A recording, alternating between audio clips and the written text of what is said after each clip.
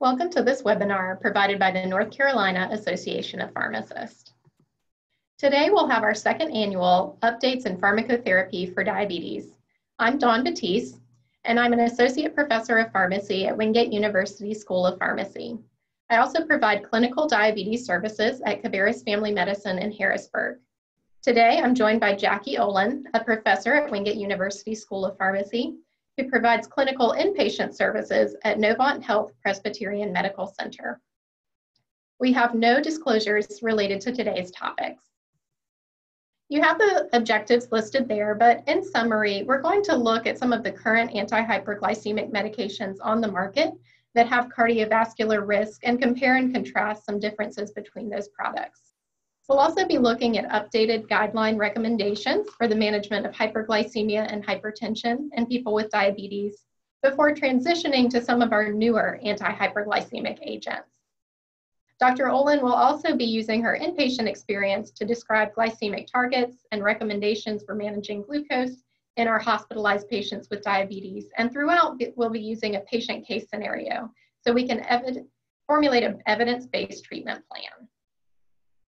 So let's start with our current anti-hyperglycemic medications and cardiovascular data. And we'll do this in the context of Mr. Frank. So as we meet Mr. Frank, he's a 62-year-old African-American male with a history of hypertension, type 2 diabetes, dyslipidemia, and a myocardial infarction 2 years ago. Today, he's presenting in your community pharmacy with questions about the new diabetes medicines that he's seen advertised on TV. A friend told him that some of the medicines might even help prevent another heart attack. Mr. Frank admits he didn't worry about controlling his blood pressure and his blood glucose until his heart attack, but now he's more interested in learning about how he can reduce the chance of another event.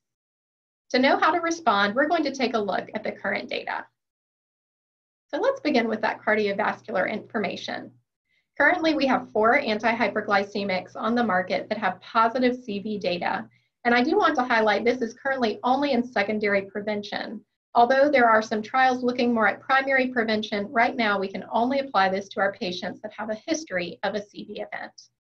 These 4 medications include empagliflozin, which is Jardiance, canagliflozin, or Invokana, liraglutide, Invokana, and semaglutide, Ozempic. Next to each agent is the trial that confirmed that cardiovascular data. And I will point out that empagliflozin and canagliflozin are starred because the FDA has reviewed this data and they've updated the label to address that cardiovascular mortality benefit. Exenatide XR, or Bydureon, and lixisenatide, which is Adlixin, have also been studied, but they were found to not have benefit or harm. Studies are currently ongoing for dapagliflozin, or Farxiga, and dulaglutide, Trulicity, and we hope to have some of that data this year or in 2019. You may notice that albiglutide, or Tanzium, is not listed here, and that's because it has been discontinued as of 2018. If you're interested in some more details about this cardiovascular data, I would encourage you to go back to the fall 2017 Updates in Diabetes Pharmacotherapy through the NCAP webinar series for some more detail. But with that refresher, let's now see how that has impacted our 2018 guidelines. If you've looked at the ADA standards of care in the past, this algorithm may be somewhat familiar.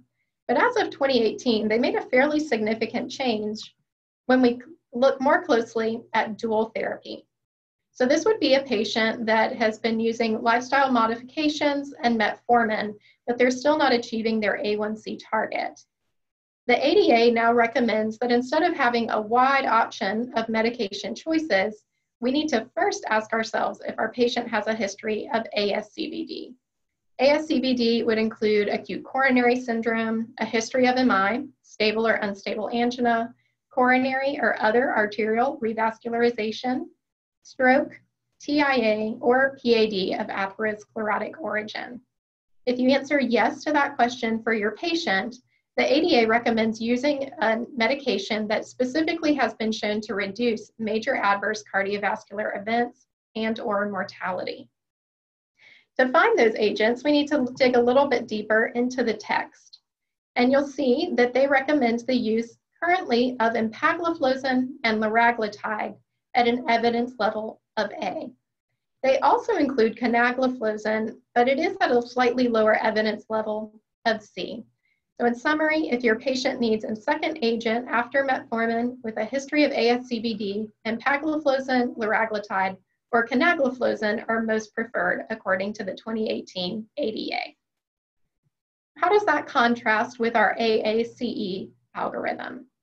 Again, this probably looks very familiar if you've looked at this algorithm in the past, because it's largely unchanged from 2017. But when we step into dual therapy, patients that are currently taking metformin, we would generally recommend, according to the AACE, a GLP-1 receptor agonist as our second-line therapy, followed closely by the option of an SGLT2 inhibitor. The AACE does not give specific recommendations about preferred agents. However, if you look into the text, you will see that they acknowledge there is decreased cardiovascular risk associated with liraglutide, empagliflozin, and canagliflozin. So you may be asking, why haven't I mentioned semaglutide, since I said earlier that it has cardiovascular data? This agent, or Ozempic, was only approved in the US in December of 2017, so the approval just came too late for it to be incorporated into our 2018 guidelines. However, just for summary purposes, I will mention that the SUSTAIN-6 trial did show that semaglutide was superior against standard of care in achieving the composite endpoint of cardiovascular death, non-fatal MI, and non-fatal stroke. However, when they evaluated the secondary endpoints and looked at those components individually, only non-fatal stroke showed a statistically significant difference in favor of semaglutide. We don't know how this will impact our 2019 guidelines yet, but I would encourage you to keep an eye out because I do expect that they will be incorporated in some way. We'll see if they have that strong evidence level or if perhaps they're more like canagliflozin with the ADA with a slightly lower evidence level. So going back to Mr. Frank, we can answer with confidence that yes, he's correct. Some medications are available that may reduce his risk of another CV event. However, in our current community setting, it may be difficult for us to make a recommendation about a specific product because we may not have some of the patient-specific data that we would need to determine if liraglutide, empagliflozin, or canagliflozin would be most appropriate. But through the magic of a webinar, we're going to now fast forward 2 months and we'll have an opportunity to see Mr. Frank again. But we've now changed our setting to an ambulatory care clinic where he is following up with a pharmacist. Again, his past medical history is listed there. And his medications are currently metformin XR 1,000 milligrams twice daily, lisinopril 20 milligrams daily, atorvastatin 80 milligrams daily, fenofibrate 160 milligrams daily, aspirin 81 milligrams daily, and carvedilol 25 milligrams twice daily. We learned that 4 weeks ago, Mr. Frank had an episode of pancreatitis that unfortunately was attributed to poorly controlled triglycerides, and that's why he's currently taking the fenofibrate. Since that hospitalization for pancreatitis, he says that he's been watching his diet much more carefully and really trying to limit his carbohydrates, and he's completely cut out alcohol. He walks at the park most days of the week, and this has been something he's done for quite a while, and he is reaching that ADA recommended target of 150 minutes of activity per week. He quit smoking last year, and today he says he's not had any issues with hypoglycemia or medication-related adverse events now or in the past. He's now willing and able to afford another medication if it might improve his health. We have some objective data in this primary care setting. We see his height at 6'2" and weight at 243 pounds gives us a BMI of 31, which does put him into class 1 obesity. His blood pressure today is 142/83, and Mr. Frank confirms that this is consistent with his home readings. He's frequently monitoring his home blood glucose, and we see that fastings range from 149 to 174, and he says generally they're in this range except for the occasional excursion if he had something to eat with higher carbohydrates. His postprandial blood glucose are consistently in the 200s. Our most recent laboratory data is available from his hospitalization 1 month ago. We can see his renal function looks pretty good with that serum creatinine of 0.9. His sodium and potassium are within normal limits, but his A1C was 8.2. His lipid panel is, as you would expect, not ideal. His total cholesterol was 300, triglycerides 900, an HDL of 20, and the LDL could not be calculated due to the high triglycerides. His albumin to creatinine ratio is also abnormal because it is greater than 30, which does give us some concern for kidney damage. We have several questions that we need to help Mr. Frank answer today. First of all, we need to determine his A1C and blood pressure goals. Next, we can determine what changes, if any, you would recommend to optimize therapy and potentially reduce his cardiovascular risk. And finally, we want to be sure that we're comfortable with guidelines that would support our recommendation. So let's begin with A1C goals. If you've looked back at the AACE and ATA, these goals are unchanged.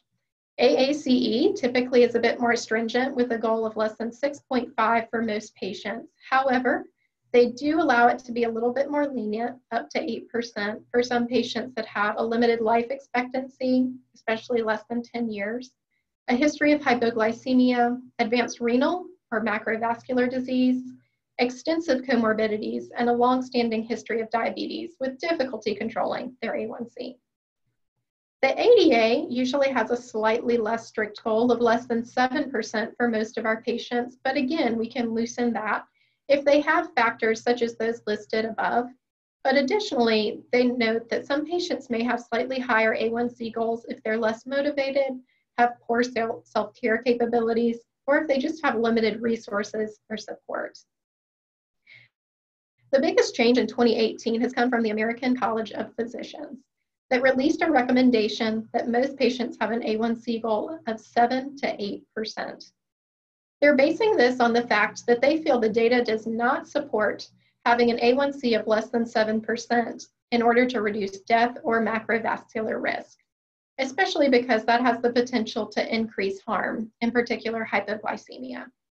They also feel that although there is some data, it is inconsistent to prove that an A1C goal of less than 7% may decrease microvascular risk. So as of 2018, we have 3 different guidelines available and 3 different A1C goals to choose from. So what should we consider for Mr. Frank? First, I would begin with his life expectancy. Today, based on what we know, we have no reason to believe it would be less than 10 years. It looks like he has a pretty good life expectancy. Other than his MI 2 years ago, he has fairly limited comorbidities, and most of these we can probably optimize. He does not have a history of hypoglycemia, and today he's showing continued motivation to make changes. He also has the financial resources available to potentially adjust his medications if needed. Based on this, you could likely argue any of the 3 goals that we discussed. My personal preference would likely be for the ADA goal of less than 7%, because we could hopefully balance the risks versus benefit. He doesn't have a history of hypoglycemia, and we could potentially choose agents that have a low risk of hypoglycemia, but at the same time prevent future complications.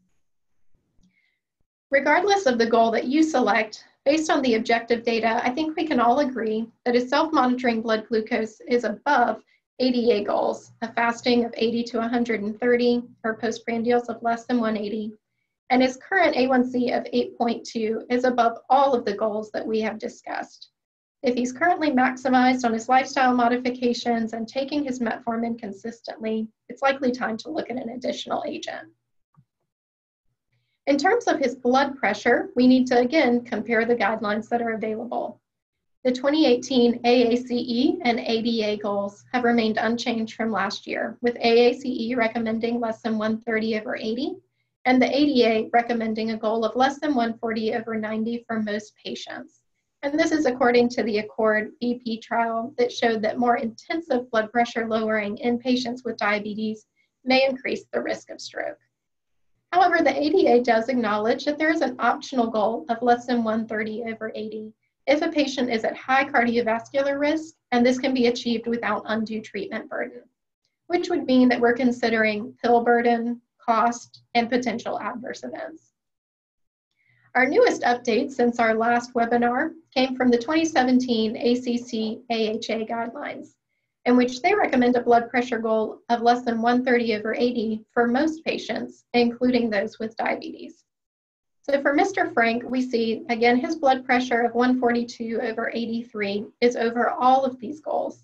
And given his high cardiovascular risk, it would likely be appropriate to try to achieve that optional goal of less than 130/80 according to the ADA, which also aligns with our other organizational goals.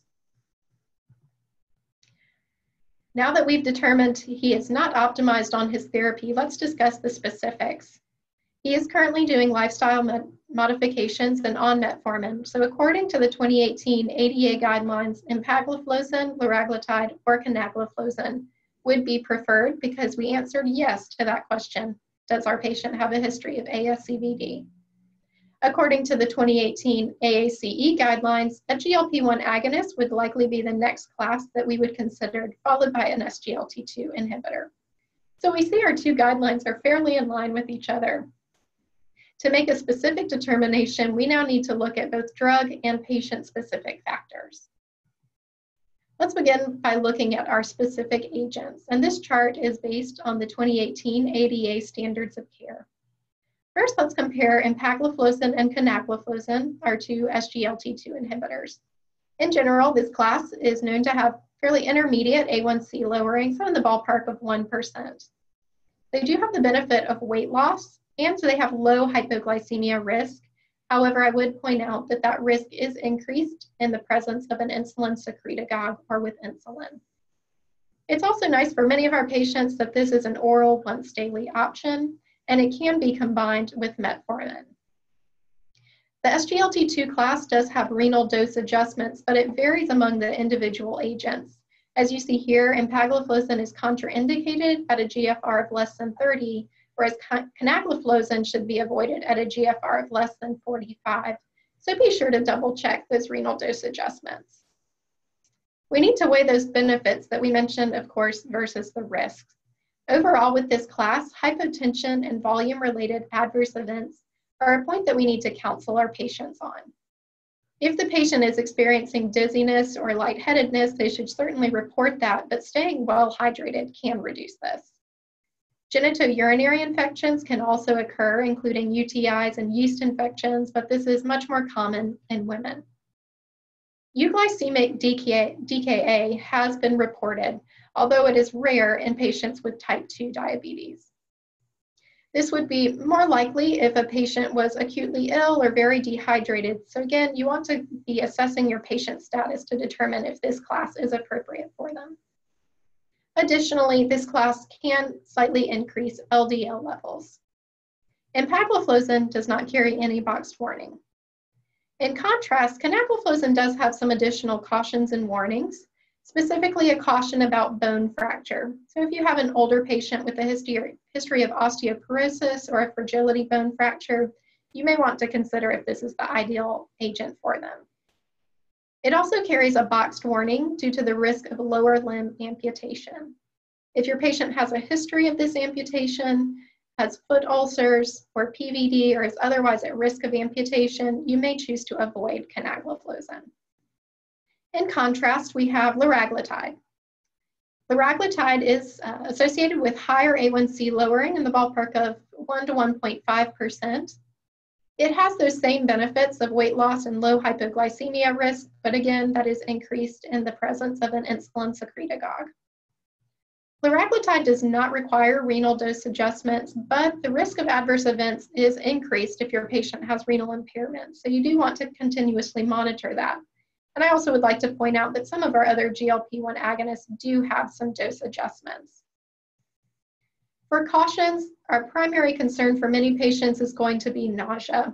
However, this is typically transient, and you can counsel the patient on some non-pharm measures that may reduce this. A rare but serious risk that we must consider is pancreatitis. According to the AACE, no trials have definitively confirmed this pancreatitis risk. However, if you have a history of pancreatitis, especially one that was due to an unresolved cause, then you would likely avoid this class. For some of our patients, the fact that this is an injectable may also be a detraction. Liraglutide is associated with a boxed warning for the risk of thyroid C-cell tumors. So if your patient has a personal or a family history of MTC or MEN2, you would want to avoid liraglutide. Now let's apply this to our patient factors. Right off the bat, we remember that Mr. Frank had a recent episode of pancreatitis. So we would want to avoid liraglutide. However, let's say it's several years down the road, his triglycerides are improved, and we have no reason to believe he's currently at risk for pancreatitis. You may be able to reconsider the use of a GLP-1. However, today it is not the safest option. So that leaves us with canagliflozin or empagliflozin. Between those two options, I would likely rule out canagliflozin because it is associated with a lower evidence level according to the ADA, and it has a higher risk profile with bone fractures and amputations. Instead, we can recommend empagliflozin for the weight loss benefit, cardiovascular benefit, and in the case of Mr. Frank, some slight blood pressure lowering may actually be beneficial to help him meet his goal. We, of course, would want to monitor LDL when it's possible to do so when his triglycerides are lower, and for hypotension or other volume-related adverse events. In terms of his hypertension, he's currently on lisinopril and carvedilol, and both of those are appropriate. We would want the lisinopril for renal protection because his albumin to creatinine ratio is elevated over 30. The beta blocker is appropriate because of his history of a myocardial infarction. If both of those are at max doses, we then need to look at adding an agent. A thiazide or calcium channel blocker would be our next recommendation because he is above goal and African American. However, thiazides do have the potential to increase triglyceride, so a calcium channel blocker would be preferred. Just to help reduce his pill burden, we could consider a combination tablet if he can purchase that at a similar cost. And finally, let's just round this out by looking at his lipids. He is currently on atorvastatin and has recently started that fenofibrate, which are appropriate due to his diabetes and that elevated triglyceride level with a history of pancreatitis. We do need to recheck a lipid panel and see how he's doing, and be diligent to monitor for any muscle symptoms because adding a fibrate to a statin does increase the risk of that. We also would want to congratulate him on the lifestyle modifications that he's already made and continue to reinforce those, not just for his cholesterol control, but for his overall health and chronic diseases. With that, we're now going to transition to Dr. Olin and the new antihyperglycemic agents. Thank you, Dr. Battise, for giving us an update on the new ADA guidelines and some strategies for managing patients with cardiovascular risk factors and optimizing care of our patients with diabetes. We're going to return to Mr. Frank to use him as an example to talk about diabetes care in hospitalized patients. But before we get to that, I'm going to talk about some new antihyperglycemic agents and formulations that have become available since our last webinar. There has been an explosion of antihyperglycemic agents. It wasn't that long ago that we only had insulin and sulfonylureas for management of diabetes. Now this slide only represents some of 12 different classes of drugs that are available. We've already talked about metformin, the GLP-1 receptor agonists, the SGLT2 inhibitors. There's also DPP-4 inhibitors, thiazolidinediones, as well as various forms of insulin. And now we have several new concentrated insulins on the market as well. It really is important for all of us as practitioners to keep up with all of these new agents that are available. The best news about all of these various drug classes is that by using several agents in combination, we're really able to target several aspects of the pathophysiology of the disease, which can ultimately lead to better control and better patient outcomes. The newer agents and formulations I'm going to focus on are combinations of insulins and GLP-1 receptor agonists. We have a new GLP-1 receptor agonist as well as a new SGLT2 inhibitor. Of note, these combination products have become available because there seems to be clinical inertia as far as starting people on injectable therapy as well as intensifying injectable therapy. Many patients, as Dr. Battise went through the guidelines, some patients will come in with A1Cs of 9 or A1Cs of 10, maybe receive initial treatment, and then data is showing us that it could take 3 years or more for people to progress to the next level of treatment, such as receiving a basal insulin, and then another 4 years beyond that to intensify that basal insulin further, which is what's called clinical inertia or delays in treatment intensification. There's a whole bunch of reasons why there are these delays in treatment intensification, but main reasons being is that there's a lot of fear on both the parts of the patients and the providers regarding basal insulin.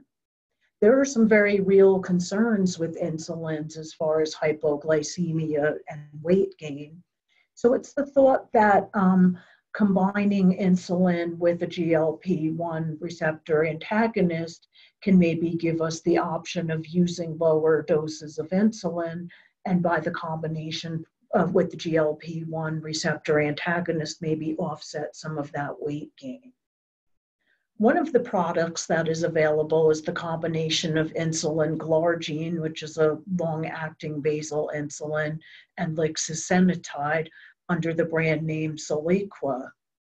Its safety and efficacy has been demonstrated in multiple clinical trials compared to the individual products, and greater reductions in both A1C lowering and reduction in body weight were demonstrated compared to the individual agents. And there seem to be similar rates of hypoglycemia compared to glargine. So we're seeing potential better efficacy in terms of A1C and lowering of weight without any further risk of hypoglycemia, which is what we're really most concerned about. This product is available in a maximum dose of 60 units of glargine, and it's available in a 3 milliliter pre-filled pen. As far as storage, the new or unused product can be kept in the refrigerator until the expiration date on the label, but once the product is started to be used, it's good at room temperature up to 14 days. As far as dosing, recommendations for dosing are based on whether or not the patient has had previous basal insulin. And you can see that dosing is based on whether they've had less than 30 units or more than 30 units of basal insulin. And based on that, a starting dose would be 15 or 30 units subcutaneously daily. It's important to remind your patient that the pen is an increment dosing based on the basal insulin glargine component. So so really not to look at what the lixisenatide dosing is, because dosing is based on units of basal insulin. Dosing is then recommended to be titrated by 2 to 4 units weekly based on your patient's individualized glycemic goals. The dose then needs to be administered once daily within 1 hour of the first meal. This particular product is contraindicated in severe renal dysfunction or with a creatinine clearance of less than 15 milliliters per minute. Our second available combination product is the combination of insulin degludec and liraglutide, brand name Zultofi. Similar to Soliqua, its approval has been based on multiple clinical trials of safety and efficacy, comparing the combination product to the individual components in patients that may or may not have already been receiving some oral therapies. With this product, we saw greater reductions in A1C lowering compared to the individual agents, and lower rates of hypoglycemia compared to insulin degludec alone. Certainly, there were also lower rates of GI adverse effects that we sometimes see, or that we typically see with the GLP-1 receptor agonists. So lower rates of GI adverse effects with slower titration and and also that we're using a lower than usual dose of the GLP-1 agonist. This product comes in a pre-filled pen and has a maximum dose of 50 units of insulin degludec. Similar storage requirements regarding if before the product is used, keeping it refrigerated, but then once the product is starting to be used, it is good up to 21 days at room temperature. We are provided with a starting dose of 16 units subcutaneously daily at the same time each day, but doesn't matter with respect to meals. And then a recommended titration schedule of 2 units every 3 to 4 days. It can be titrated based on average blood glucose readings and what our established glycemic goals are for the patient. And then there's a range of doses from 16 to the maximum dose of 50 units of insulin degludec per single injection. To help us appreciate the place in therapy and some further considerations for these combination products, these are for our patients that we are seeing not have great control on either product alone. In fact, in the United States, both products are FDA approved for those inadequately controlled with either product alone, so whether that be a basal insulin or a GLP-1 receptor antagonist. However, some experts are even suggesting that using this combination therapy may be an easier initiation to injections without compromising efficacy of either product, as these clinical trials have shown us, that we're seeing at least similar or lower rates of hypoglycemia than with the basal insulins by themselves. So using a product such as this might actually help make it easier for a patient to be able to transition to injectable therapy. However, at this time, that would be an off-label use, as both products are FDA approved for those who have already been inadequately controlled with injection therapy. Certainly, combination therapy gives us potential for improved adherence, as we've got a 2-for-1 type of scenario. However, when we do start people on these combination therapies, patient and provider education is essential for reducing medication errors. We need to remind our patients that they need to stop their previous therapies if we're using this as a replacement for the insulin or the GLP-1 receptor agonist. We certainly don't want our patients to be on duplicate therapy. We need to remind our patients that the pen devices are dosed based on insulin dosing only, and that the pen devices have the maximum doses that have been provided. So other alternatives may be needed, or more than one dose may be needed for patients that need insulin beyond that maximum dose. And then certainly the cost of these agents needs to be worked into an individualized patient care plan as well. Other agents that have become available in the last 6 to 8 months include the once-weekly GLP-1 receptor agonists semaglutide, which Dr. Battise talked about these cardiovascular safety outcome results in her section.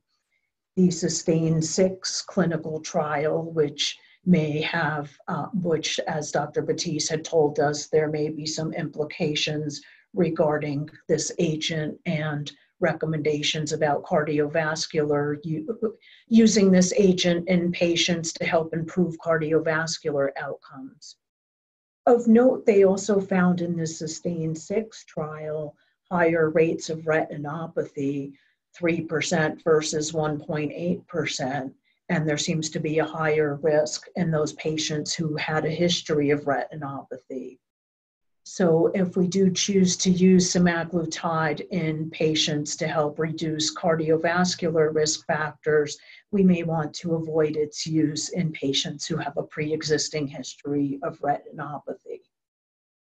Of excitement with semaglutide, there seems to be an oral formulation in the works, and there do seem to be some promising study findings with oral semaglutide. So maybe when we give the update for this webinar next year, we'll have more to say about oral semaglutide. The fourth SGLT2 inhibitor has come on the market. Erdagliflozin is number 4. We've already discussed canagliflozin, dapagliflozin, and epagliflozin. Now we've got ertugliflozin. It became available as monotherapy and then also in combination products with sitagliptin and metformin. Other than its availability as a monotherapy and a combination product at this point, we don't really know much else about it or how it compares to the other agents in the class. More remains to be seen. Now I transition to discussion of care for our hospitalized patients with diabetes. Let's return to Mr. Frank, who we've previously discussed in Dr. Battise's presentation. A 62-year-old African-American male presents to the hospital with acute respiratory failure.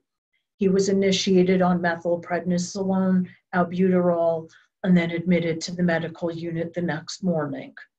We're already familiar with his past medical history, and his home medications at this point include metformin, lisinopril, and then based on previous recommendations, he had been started on epagliflozin.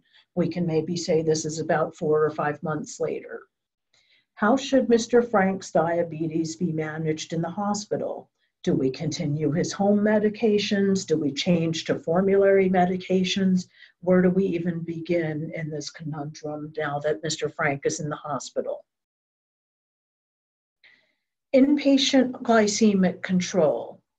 When we're talking about glycemic control, we're not just talking about hyperglycemia, but both hyperglycemia and hypoglycemia have been associated with adverse events, including increased mortality. Some of those adverse events in the hospitalized patient setting, including pneumonia, acute respiratory failure, myocardial infarction, bacteremias. So it's been shown that glycemic control improves outcomes in patients with or without diabetes. So it's not just our diabetic patient that we're concerned with, but anybody that presents with elevated blood glucoses.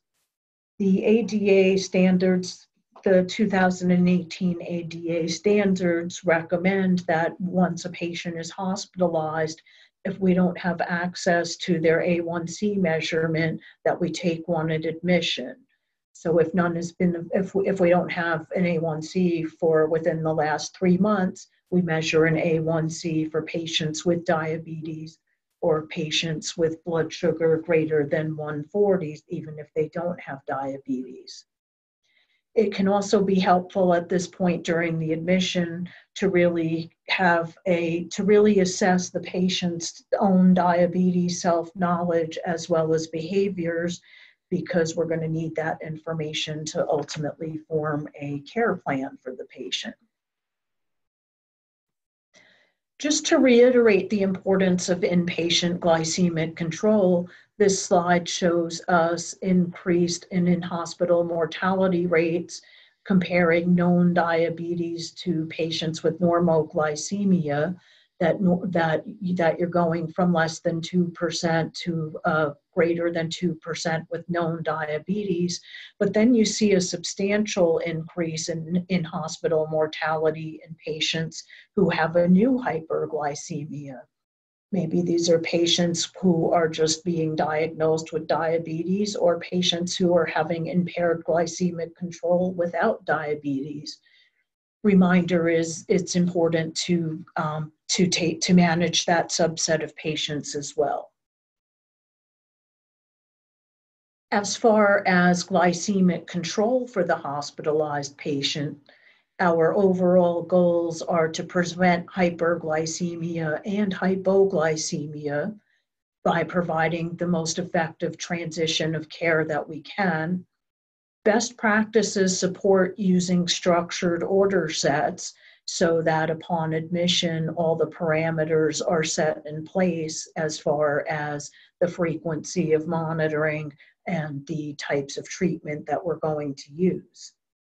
While there has been fluctuation in the literature and recommendations for patients, our most recent recommendations for glycemic targets for the majority of inpatients is to maintain a glucose between 140 and 180 milligrams per deciliter.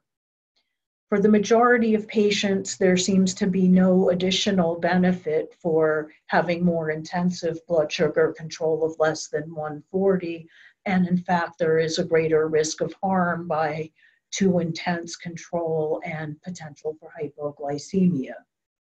Some subgroups may benefit from more strict control, such as those undergoing cardiac surgery. A more intense goal of 110 to 140 can be helpful. And then some folks may be less stringent goals, such as those who are terminally ill or who have substantial comorbidities. Bottom take-home the message, though, is that for the wide majority of your inpatients, maintaining a glucose of 140 to 180 can be the most beneficial as far as preventing complications related to blood glucose that's out of range. With hypoglycemia, the most substantial predictor for hypoglycemia is previous episodes.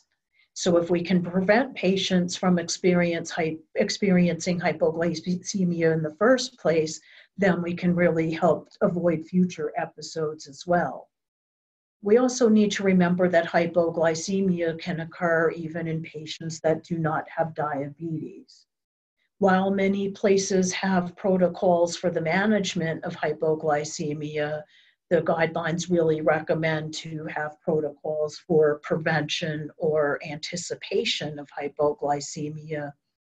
How to create those protocols for anticipation would involve having providers and all the members of the care team assess for potential and actual iatrogenic sources of hypoglycemia. For example, if there are any substantial changes in nutritional requirements for the patient, if the patient is undergoing severe nausea and vomiting, if there are substantial changes in dosing of corticosteroids that could affect the patient's blood sugar levels. All of these factors can be accounted for ahead of time with the idea of if we can anticipate and prevent hypoglycemia, that is really the best as far as patient outcomes. The recommendation is to also review and reassess a regimen for glucose of less than 70. So if that patient does in fact hit a glucose of less than 70 milligrams per deciliter, that the healthcare team takes an active look at all of these other factors such as steroid dosing, insulin timing with respect to meals, changes in meals, and makes any adjustments that are necessary. Coming back to Mr. Frank, we now have some information regarding his vitals and his blood sugar. Today, he has a weight of 230 pounds. When we saw him in the AmCare clinic, he was about 243 pounds. So his BMI is now in the overweight range instead of the obese range, and his blood pressure has been improved. Maybe the addition of the empagliflozin has helped a little bit in that regards.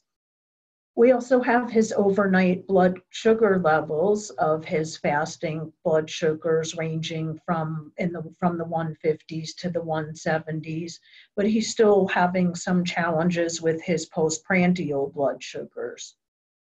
We could see from his morning labs of most importance, he now has an A1C of 8%, which demonstrates a little bit of improvement from maybe when he was seen a few months ago. But really depending on where we assess him at his target A1C, there certainly is some room for improvement. How do we manage Mr. Frank's blood sugar in the hospital? Well, the guidelines really recommend for us scheduled insulin being the preferred strategy. That scheduled insulin comprising of either a basal insulin or a basal plus bolus insulin. Guidelines really continue to stress that sole sliding scale insulin as a source of insulin is not recommended, as that is a reactive strategy and not a proactive strategy. There is some data by Umpieras and colleagues, the rabbit studies that actually measure basal bolus regimen head-to-head with sole sliding scale insulin and did find a lower mean blood sugar and a reduced rate of hospital complications, including wound infections. So there does seem to be some actual data to support the using a basal bolus or a scheduled insulin as far as inpatient management. Certainly some circumstances are appropriate for patients to stay on their home medications.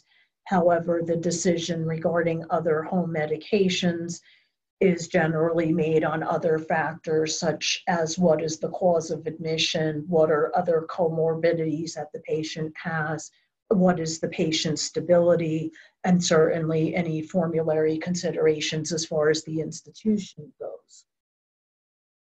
The safety and efficacy of these other non-insulin therapies are much less certain as well. Really, the ideal situation or best practice would be having, depending on the length or the anticipated length of stay, having our patient be on a scheduled insulin regimen while they're in the hospital, but then to have a protocol in place for resuming any agents held in the hospital 1 to 2 days before discharge to help us have our most smooth transition of care. To emphasize some of the data about other antihyperglycemic classes and why they are not recommended so much in the inpatient setting, metformin certainly has a lot of advantages which make it the first-line agent in most patients, and it has a substantial benefit as far as A1C reduction and not really contributing to hypoglycemia. However, in the inpatient setting, patients might be more likely to have gastrointestinal adverse effects or be susceptible to lactic acidosis. Those patients that are in the hospital that are really hemodynamically stable and don't have any organ dysfunction, continuing metformin in the hospital in the majority of cases seems to be reasonable. GLP-1 receptor agonists also don't contribute to hypoglycemia, are very much effective. They are injectable agents. There does seem to be some promising data regarding their use in the inpatient setting. However, their safety and efficacy as a specific inpatient therapy have not been well established at this point. DPP inhibitors do have some inpatient safety data. However, they pose some potential risks, including potential pancreatitis. So continuing those agents inpatient would be a case-by-case basis and depending on your institution's formulary system. And finally, our SGLT2 inhibitors, Dr. Battise had mentioned during her presentation, the risks for dehydration and orthostasis and lowering of blood pressure, which, depending upon the stability of your hospitalized patient, might contribute to some increased risk. Bringing this back to Mr. Frank, what do we do about his oral antihyperglycemic agents that he came in on? Certainly, we can make a case for continuing his metformin if there is no anticipated fluctuation in his renal function, or that we don't see that he is going to need contrast diet and any diagnostic testing. We didn't really get into any specifics about what he's in the hospital for other than acute respiratory failure. But if we anticipate that he is otherwise stable, maybe has a pneumonia or has the starting of COPD, if he's not going to need any further contrast dye-based testing and he's safe from a renal standpoint, it would be reasonable to continue his metformin. However, we may want to discontinue his empagliflozin if there is a potential for dehydration or orthostasis. And that's going to really depend on any institutional protocols that you have in your institution regarding whether empagliflozin has been added to formulary. In the health system that I work with, it has recently been decided not to add empagliflozin to formulary because its major contributions are really more appreciated in the outpatient setting.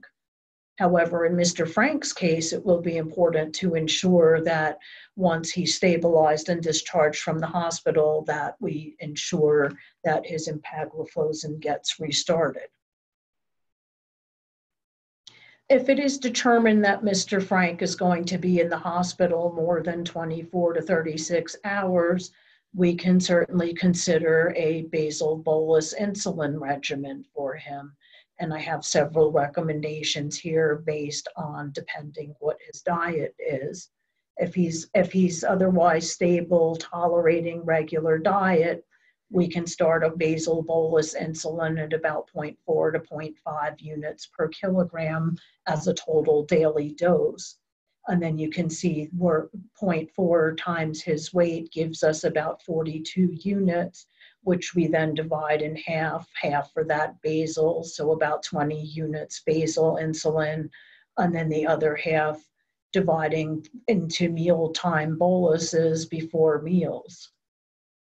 If Mr. Frank is in a situation where we're not sure about his diet, or he's not tolerating food, or he's going to be food or diet's going to be withheld for any further procedures or testing, we can use a much lower dose of basal insulin at 0.25 units per kg per day, and then use correction boluses as needed.